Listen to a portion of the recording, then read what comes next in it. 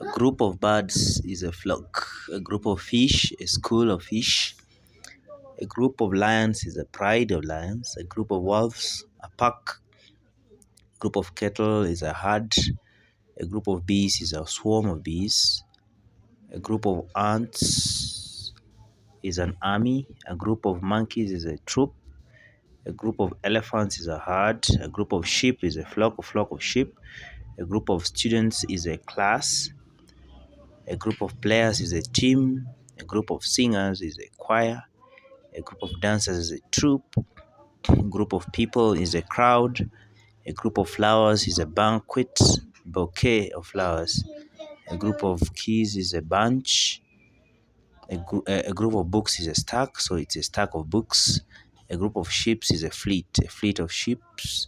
And then a group of stars is a galaxy, so you say a galaxy of stars. Thank you for watching. Remember to subscribe to Nyabonze Teacher for this amazing content. Keep locked.